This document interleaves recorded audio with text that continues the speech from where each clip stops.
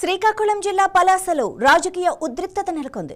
మాజీ మంత్రి సీదిరి అప్పలరాజును పోలీసులు అరెస్టు చేయడంతో ఆయన నివాసం వద్ద ఉద్రిక్త పరిస్థితులు ఏర్పడ్డాయి.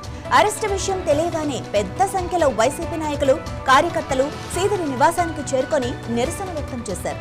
పరిస్థితి ఉద్రిక్తంగా మారే అవకాశం ఉండటంతో పోలీసులు భారీగా బలగాలను మోహరించి భద్రతను కట్టుదిట్టం చేశారు. సీదిరి ఇంటి పరిసరాల్లో ఉద్రిక్త వాతావరణం నెలకొనగా శాంతి భద్రతలకు ఎలాంటి విఘాతం కలగకుండా పోలీసులు అప్రమత్తంగా వ్యవహరిస్తున్నారు.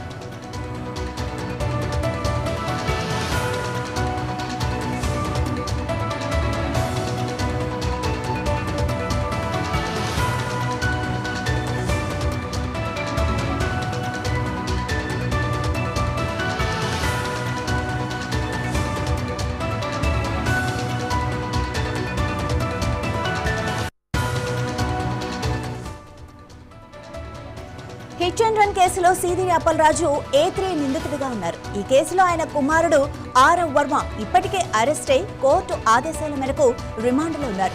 దర్యాప్తు కొనసాగుతున్న నేపథ్యంలో పోలీసులు మాజీ మంత్రిని అదుపులోకి తీసుకున్నారు. మరోవైపు అరెస్టు రాజకీయ కక్ష సాధింపులో భాగమేనని వైసీపీ నాయకులు ఆరోపిస్తుండగా పోలీసులు మాత్రం కేసు దర్యాప్తు ప్రకారమే చర్యలు తీసుకుంటున్నట్లు చెబుతున్నారు. ఈ వ్యవహారంలో తుది నిజానిజాలు న్యాయస్థానం విచారణలో తేలాల్సి ఉంది.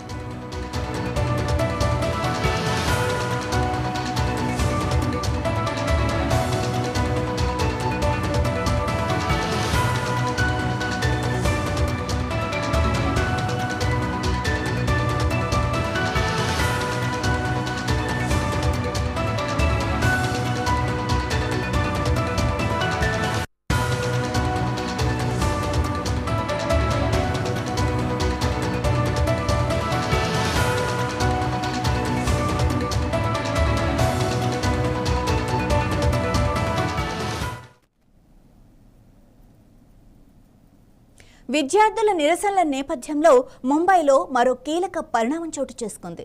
షరారత్ పాటతో దేశవ్యాప్తంగా గుర్తింపు పొందిన నటి ఆయేషా ఖాన్ను ముంబై పోలీసులు అదుపులోకి తీసుకున్నారు. ఈ